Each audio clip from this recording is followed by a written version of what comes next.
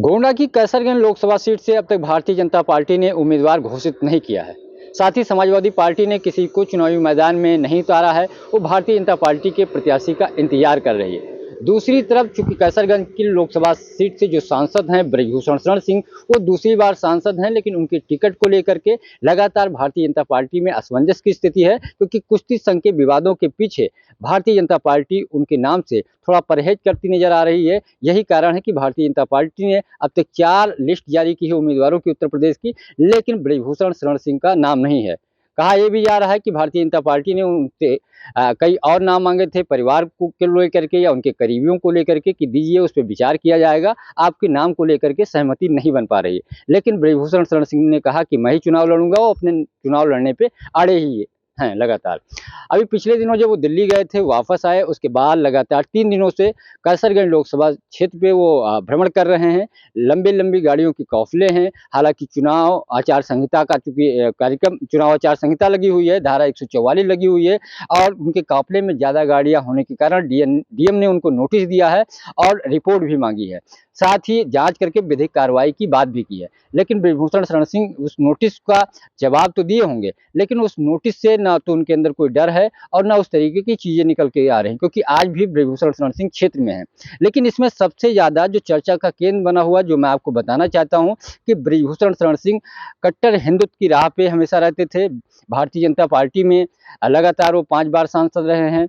हालांकि एक बार समाजवादी पार्टी में भी गए थे, लेकिन दोबारा वापस आकर के भारतीय जनता पार्टी से इस समय सांसद हैं और कैसरगंज से चुनाव लड़ने की तैयारी कर रहे हैं। वहां से 2 बार सांसद रह चुके हैं। हालांकि गोंडा से भी सांसद रह चुके हैं और बलरामपुर से भी सांसद रह चुके हैं। बलरामपुर सीट का नाम अब श्रावस्ती हो गई है, यानी वो मंडल की जो सीटें हैं, बहराइच चूंकि सुरक्षित है, तो तीनों सीटों से वो सांसद रह चुके हैं। लेकिन अब भारतीय जनता पार्टी अब तक उम्मीदवार उतारे या ना उतारे, उनकी सेहत पे कोई फर्क पड़ने की स्थिति में नहीं है। वो एक तरीके से दिखा रहे हैं और वो लगातार अपने को उम्मीदवार बता करके चुनावी मैदान में उतर गए हैं। बाकायदा उन्होंने जो कार्यक्रम जारी करते हैं उसमें कमल का फूल, कैसरगंज लोकसभा सीट का जिक्र, सांसद हालांकि उम्मीदवार का जिक्र नहीं किया है। लेकिन सबसे ज्यादा जो चर्चा है वो ये है, कल ईद मिलन का कार्यक्रम कई जगह उन्होंने किया। अपने सोशल मीडिया पे उस का फोटो वीडियो भी अपलोड किया, जो हमेशा परहेज करते थे। ऐसा नहीं कि ब्रजभूषण शरण सिंह मुस्लिमों से मुलाकात नहीं करते थे, लेकिन ये पहली बार है जब वो खुल करके ईद मिलन के कार्यक्रम में जा रहे हैं। फोटो वीडियो फेसबुक और इंस्टाग्राम या ट्विटर पे डाल रहे हैं। एक तरीके से पार्टी को संकेत दे रहे हैं कि हम चुनावी मैदान में हैं, हमारे साथ पब्लिक है। एक तरीके से कहा जाए तो एक तरीके से प्रेशर पॉलिटिक्स कर रहे हैं, दबाव बना रहे हैं पार्टी पे कि टिकट हम ही दिया जाए, क्योंकि उनके नाम पे अभी तक सहमति नहीं बन पाई है। और यही कारण है कि वहाँ के कई और अन्य दावेदार हैं, उनके नाम पे भी विचार चल रहा है, चाहे वो प्रेम नारायण पांडे हो तरफगंज से विधायक या कर्नलगंज से अजय सिंह हो। ऐसे और 1-2 नाम है जो पार्टी के जो पैनल लिस्ट है उसमें शामिल है।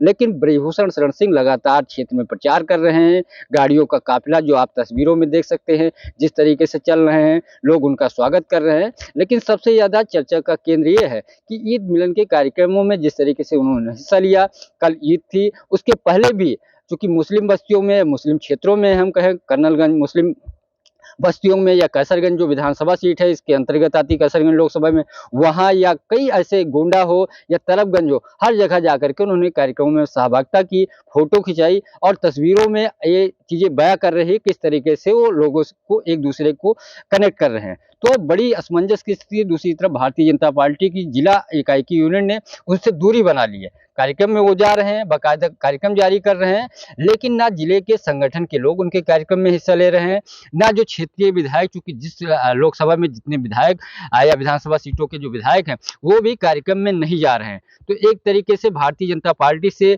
हम यूं कहें कि बीजेपी का वो कार्यक्रम नहीं, ब्रजभूषण शरण सिंह का है, और अपना वो शक्ति प्रदर्शन दिखा रहे हैं और बीजेपी के ऊपर एक तरीके से दबाव बना रहे हैं कि मेरे साथ जनता है और टिकट की जो दावेदारी मैंने की है वो टिकट हमारे साथ जनता है, इतना टिकट मुझे मिलना चाहिए।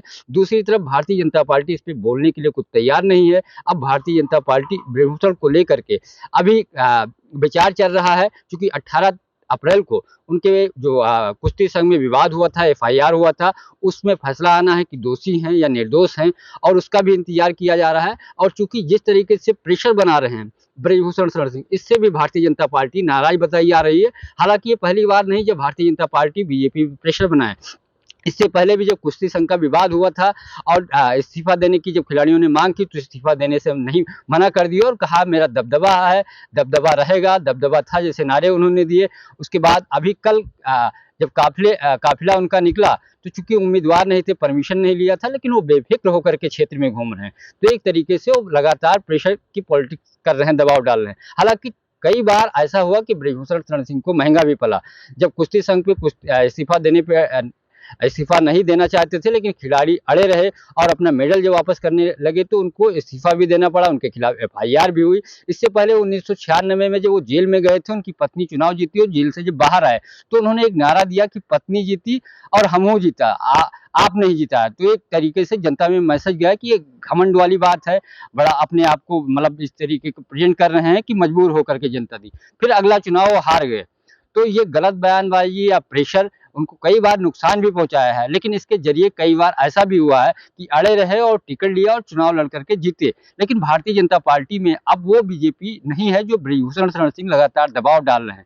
हालांकि उनके केंद्रीय नेतृत्व से भी अच्छे संबंध हैं और आसपास की 2-3 सीटों पे वो समीकरण बिगाड़ने या बनाने की क्षमता भी रखते हैं। यही कारण है कि भारतीय जनता पार्टी अभी उनके टिकट पे ना हाँ कर पा रही है, ना कर पा रही, ना इस स्थिति में फंसी हुई है। देखना ये होगा अब भारतीय जनता पार्टी क्या करती है और ब्रजभूषण शरण सिंह अगर टिकट नहीं पाते हैं तब ब्रजभूषण शरण सिंह चुनाव लड़ेंगे या नहीं। पंकज चतुर्वेदी, टीवी 9, लखनऊ।